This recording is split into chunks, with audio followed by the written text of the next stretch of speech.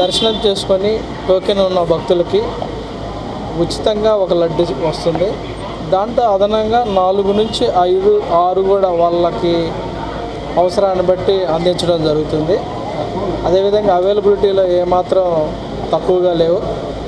So అయితే లడ్లకు సంబంధించి మేము చేసిన కొద్ది పరిశోధనలో కానీ మా దృష్టికి వచ్చిన విషయాలన్నిటిని కూడా పరిగణలో తీసుకొని ఒక చిన్న మార్పు చేయడం జరిగింది.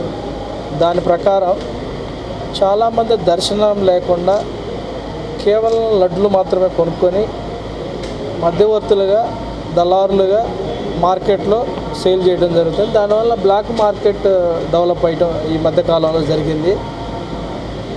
మేము ఈరోజు విజిట్ చేసినప్పుడే మేము మెట్లెక్కుతుంటేనే ఒక వ్యక్తి 3 బ్యాగుల్లో తీసుకెళ్తాడు.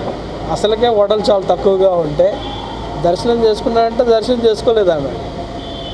సో ఇవన్నిటిని మేము ఆల్రెడీ ఈరోజు చూడంగా మాకు ఆ దృష్టికి వచ్చింది. ఆల్రెడీ మా దృష్టికి చాలాసార్లు ఇది వచ్చింది. వచ్చిన తర్వాత అన్ని విషయాలను పరిగణలో తీసుకొని దర్శనం లేని వాళ్ళకి దర్శనం చేసుకోకుండా కేవలం లడ్లు మాత్రమే కొనుక్కొని మార్కెట్లో విక్రయించే వాళ్ళకి మాత్రం ఆధార్ తీసుకొని 2 లడ్లు మాత్రం విక్రయించడం జరుగుతుంది.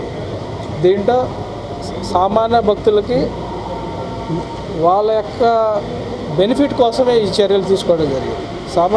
దీనివల్ల సామాన్య భక్తులు దర్శనం చేసుకున్న వాళ్ళకి లడ్లు ఎక్కువ ఇవ్వటం ఏర్పాటు చేయడం జరుగుతుంది. సో బ్లాక్ మార్కెట్ను అరికట్టడం ఇది ఒక ఉద్దేశం. కేవలం లడ్లు కొనుక్కొని లడ్లు కోసమే వచ్చి లడ్లు మాత్రమే తీసుకెళ్లే వాళ్ళకి మాత్రము ఇది ఒక స్టింజెంట్ మెజర్ అని చెప్పొచ్చు.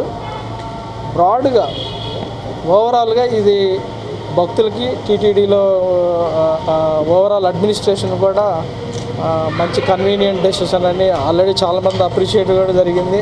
కొన్ని ఛానల్లో అలా చేశారు, ఇంకొక ఛానల్లో వేరే రకం చెప్పారు. బట్ పాలసీలు ఎక్కడ ఏం చేంజ్ చేయాలి, పాలసీ అలానే ఉంది. కేవలం దర్శనం లేని వాళ్ళు మాత్రమే ఒక ఆధార్ను తీసుకొని 2 లడ్లు ఇవ్వడం జరుగుతుంది. ఇది ఒక్కటే చేంజ్.